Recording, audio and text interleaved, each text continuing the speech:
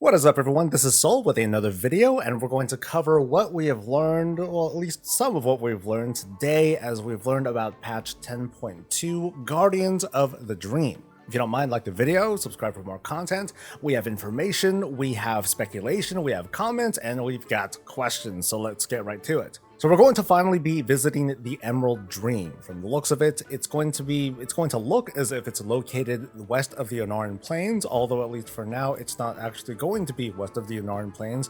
From the sounds of it, it's going to be an instanced area. So we can go inside, we can fly around, there's going to be like a dragon riding, there are tons of cool places to explore, and it's really nice looking, obviously. But if we were to try to like leave the area, like, hey, I want to go back to the other Unanswered Plains, but not touched by the dream, that's not going to let us do it. The zone will just kind of like shoot us back over to the actual Emerald Dream exploration area. We're here to defend Unanswered, the new world tree that's been planted by Tyrande a little while back, and we're trying to protect it from the forces of Varrock and the Druids of the Flame and a whole host of other baddies. We as players are going to be assisting the Dream Wardings. That's actually going to be the Renown track with, I believe, 20 Renown levels to level up.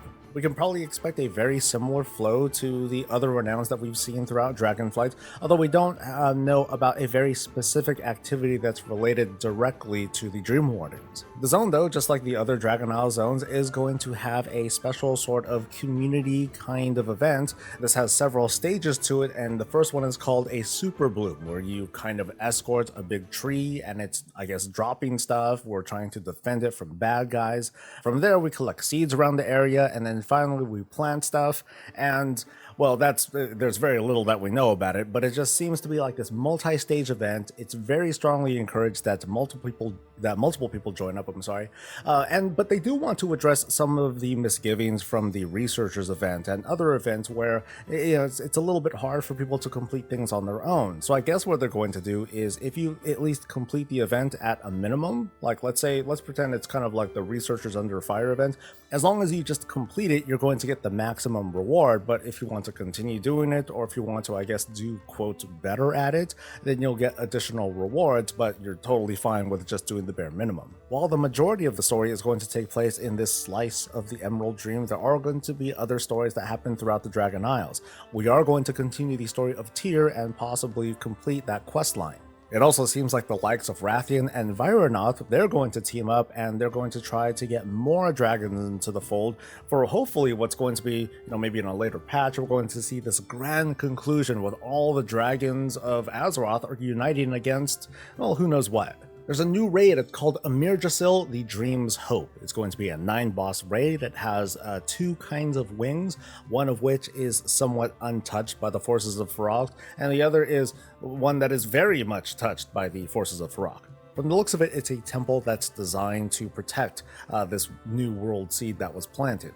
Varrock is after it, and he is going to be the final boss. There's going to be a new special legendary that's going to come off of this raid. We don't exactly know how to get it, but I'm gonna guess that you have to run the raid content. It's a 2-handed sword, so of course it's going to be limited to 2-handed players. We're going to see plenty of warriors and paladins and death knights just, wanting to fill up all the raid spots. Personally, I think this kind of works out. Like, imagine if we had a sort of legendary that everyone was going to use, then the WoW team, or basically the patch feature, would need to center around this legendary, and all the focus would be put on this.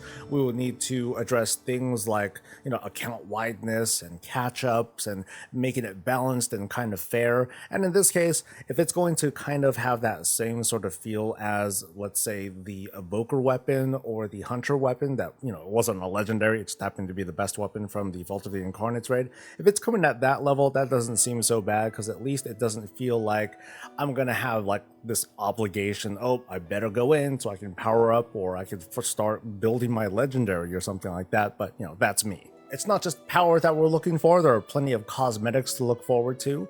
Here's a short preview of some of the tier sets that are going to be showing up. I don't quite know if I'm right on my labeling here. Well, if you disagree, feel free to let me know. And we don't have all the classes available yet. We haven't seen that preview, but I expect to see it pretty soon. There's also going to be new Dragonriding style mounts that come out. Some of these come in the form of skins, like this Fey Dragon one, as well as this one that, it's pretty much Varrock. But there's also this different model type. It's this owl-looking thing over here, which I'm going to guess that, yes, this is going to be part of the Dragonriding family. And I also hope that the many mounts that have been added over the past couple of months are eventually going to be able to Dragon Ride. We're seeing different skins and customizations for druids. Note the special flame chicken here, which looks really awesome. I really hope that this is one of these customizations that people can get. And over in Mythic Plus World, we have our lineup of dungeons. We're first going to see the Dawn of the Infinite dungeon being split into the 2 wings. That takes care of 2.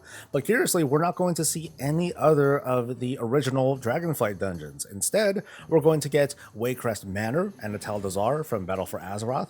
We're getting Darkheart Thicket and Blackrook Hold from Legion, and going back a little bit further, we're getting Everbloom from Warlords of Draenor and Throne of the Tides from Cataclysm. Some other info that's been going around thanks to an interview from Mr. GM, where we're learning that the Great Vault is being expanded for the more casual kinds of players. What this means is that over on the dungeon side, the likes of Heroic and Mythic 0 dungeons will now qualify as being part of the Great Vault. The loot table is going to be the same as everyone else's, but it's also going to be appropriate for the level that these dungeons are being run. And also, the weekly quest that has you do 5 heroic dungeons to get a piece of champion level gear, that does not seem to be going away, so it's a great way to double dip and get some extra gear.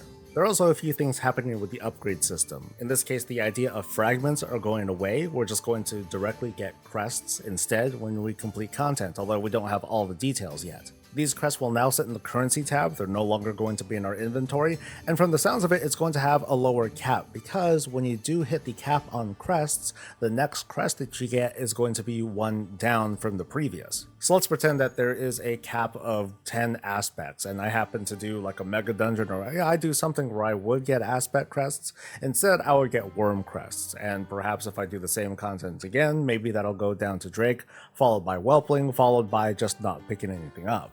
There are a lot more details to sort out on that front, and as soon as we get more information, I'll be able to sit down and really explain how this new system or how this new version of Upgrade is going to work, but so far it's looking pretty good.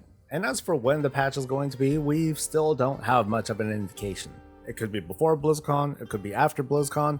However, as of this recording, there has not been any indication of raid testing, and at least according to some of my earlier projections and comparisons, they should have started raid testing last week if they wanted to meet a similar raid testing schedule to patch 10.1. So my take is that we should expect this patch to come out probably after BlizzCon. This will give a better chance for the WoW team to kind of sort of rest, but also have a little bit more room to develop and test. I think the biggest concern that I have right now, and I mentioned this earlier, would be with this outdoor event with following the tree and, killing stuff, gathering stuff, and planting things. Because during the presentation, the WoW team was emphasizing, if there's more people, you get more stuff, something, more people, something, get as many people as you can. When listening to that, my first thought was, well, what if I happen to be alone? And despite some of the reassurances from the WoW team about how, they're going to give rewards, just for doing the minimum effort or the minimum performance of the event, I'm still a little bit concerned about how some folks might just feel